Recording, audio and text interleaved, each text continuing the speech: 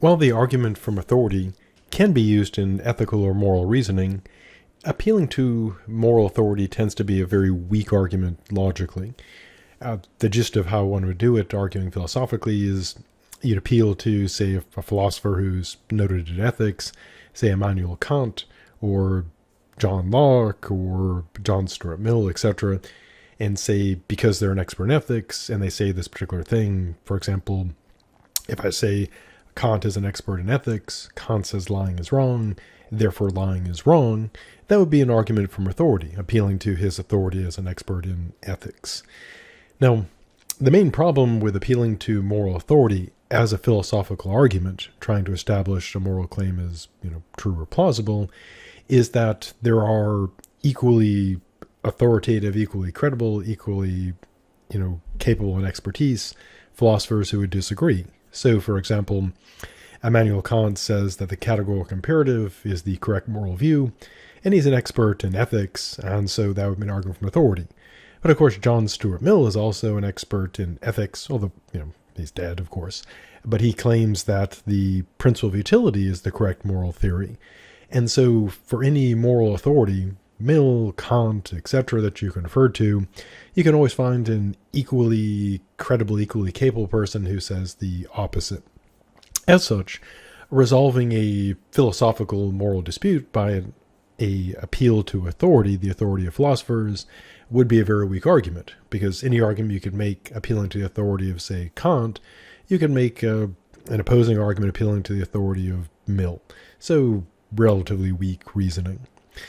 Now, in terms of their usefulness in moral reasoning, though, they can be quite useful in settling factual issues or conceptual issues.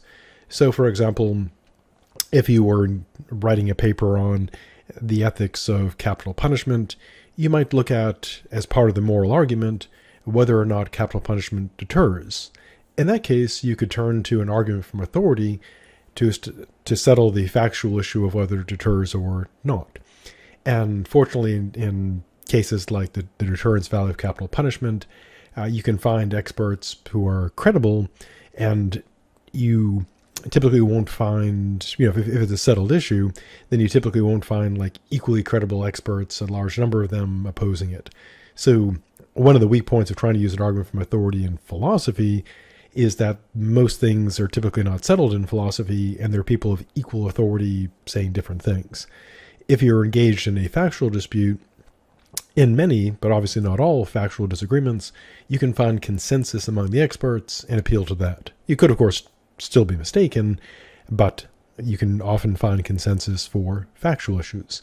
Also for conceptual issues, you can, when defining concepts that are relevant to ethics, you can appeal to people who are experts in those particular fields when relevant to settle a conceptual dispute. But it's most commonly used to settle a factual disagreement, appealing to an expert in a factual field and claiming that their claim is true because they're an expert. But again, just simply referring to Kant and saying Kant says this, so he's right, would be a weak argument in ethics. And of course, the standards of argument from authority applied to ethics applies to, the standard one applies to arguments from authority in ethics, and so no changes there. But typically, if you're using an argument from authority in a philosophical paper on ethics, it would be to settle factual or conceptual issues as opposed to trying to establish a moral claim.